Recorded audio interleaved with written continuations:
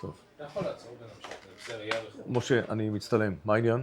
אנחנו מסכמים שבוע, שנה ושנתיים. סליחה ברנה, אני מתנצלת. מצלמים? אני יודעת, אני חייבת לצאת למרפאה. אתה חייב לעבור על היומן שלך.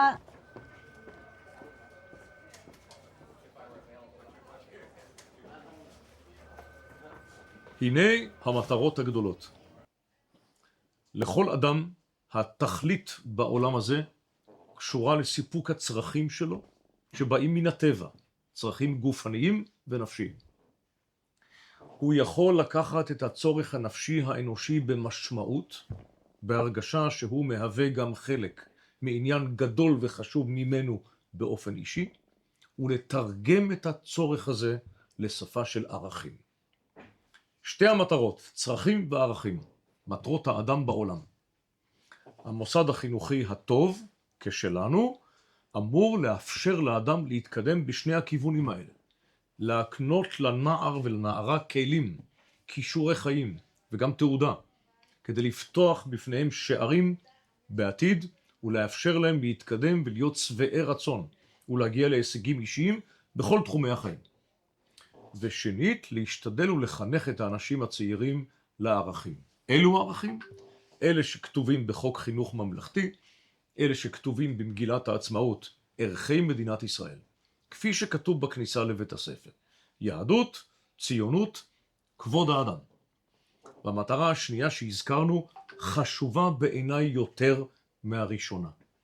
אני מעדיף בוגר, שכולם יקרים לנו, אבל בוגר שממשיך את המורשת היהודית בדרך משלו, בביתו, בבית החדש שיקים, שקובע את ישראל כמרכז חייו, והוא אזרח טוב, והוא חייל טוב, שהוא אדם אנושי והגון, ומכבד בני אדם בלי אפליה, ובלי הזנחה של אף אחד, כל מי שנקרא על דרכו.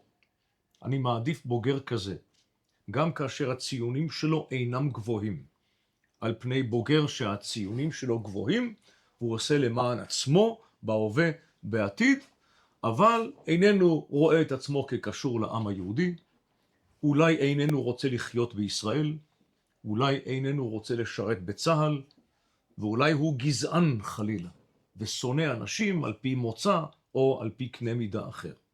אני מקווה שאין לנו בוגרים רבים כאלה, השתדלנו שלא. זה סדר העדיפויות. ערכים תחילה.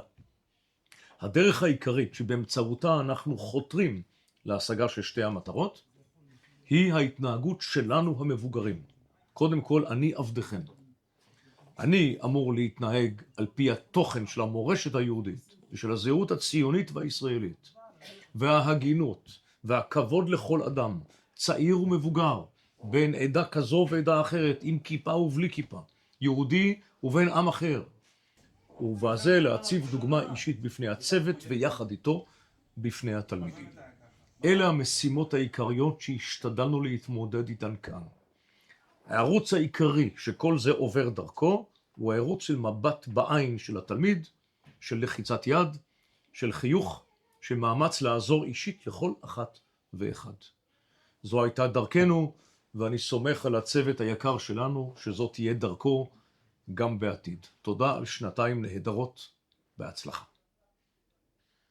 אנחנו חיים בתקופה חריגה, וחשבתי, איזו דרך עברו הצעירים האלה, מהיוולדם ועד היום, כולל תקופת הקורונה, כולל תקופת המלחמה והזוועה שקדמה לה.